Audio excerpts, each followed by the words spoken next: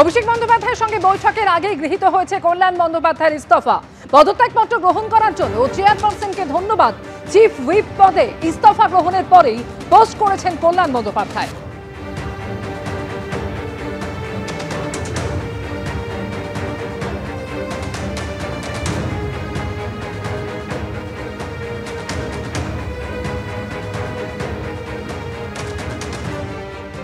Chief whip পদে কল্যাণ বন্দ্যোপাধ্যায়ের ইস্তফার পর চিফ হুইপ হলেন কাকলি ঘোষ দস্তিদার। আর তিনি কি বলছেন এই নিয়ে শোনান।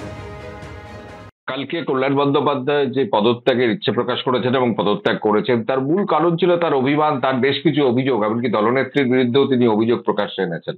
তা এই বিষয়টা নিয়ে কি বলবেন, যেহেতু তার পদত্যাগের পর সেই পদেই আপনি অভিষিক্ত হয়েছেন? একেবারে রাজনৈতিক ব্যাপার একেবারে আমার মনে হয় না যে তার মধ্যে আছে। উনি ব্যক্তিগত স্তরে উনি নিজে স্বইচ্ছায় পদত্যাগ করেছেন, সুতরাং সেই ব্যক্তিগত জায়গাতে আমি নিশ্চয়ই কিছু বলবো না। কিন্তু যেখানে আপনি বলছেন যে নেত্রী বিরুদ্ধে তিনি কোনো ক্ষোভ প্রকাশ করেছেন, আমার মনে হয় না যে ভারতবর্ষে এরকম আর একজনও কোনো রাজনৈতিক ব্যক্তিত্ব বা নেত্রী আছেন বা নেতা আছেন মমতা বন্দ্যোপাধ্যায়ের মতো। মমতা বন্দ্যোপাধ্যায়ের মানবিকতা, মমতা বন্দ্যোপাধ্যায়ের বোধ, যেটা চেতনা বোধ, সেগুলোকে ভয় পায় বলে কুৎসা করে। মমতা বন্দ্যোপাধ্যায়ের বিরুদ্ধে কিছু বলার মতন আছে বলে আমি বিশ্বাস করি না।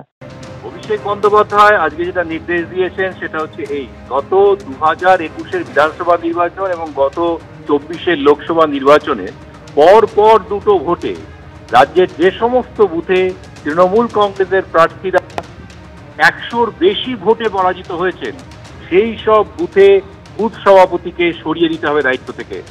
এবং সেই সঙ্গে সেই বুথে যারা দলের হয়ে বুথ এজেন্টের কাজ করতেন তাদেরকে আগামী দিনে কোনো দায়িত্ব দেওয়া যাবে না, এই ধরনের কোনো দায়িত্ব দেওয়া যাবে না, তাদেরকে আর বুথ এজেন্ট করা যাবে না।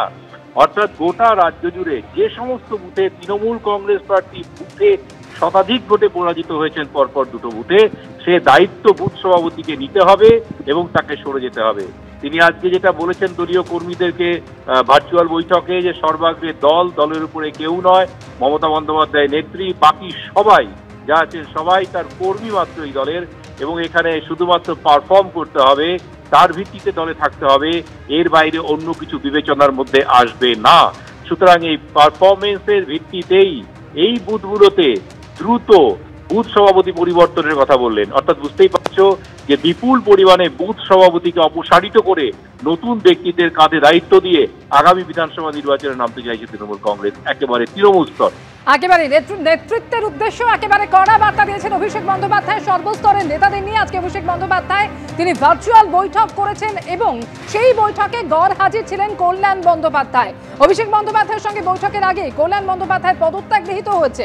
অভিষেক বন্দ্যোপাধ্যায়কে জানিয়েই ভার্চুয়াল বৈঠকে অনুপস্থিত, বৈঠকে গড় হাজিরা নিয়ে এমনই দাবি কল্যাণ বন্দ্যোপাধ্যায়ের ঘনিষ্ঠ মহল সূত্রে, এমনই খবর।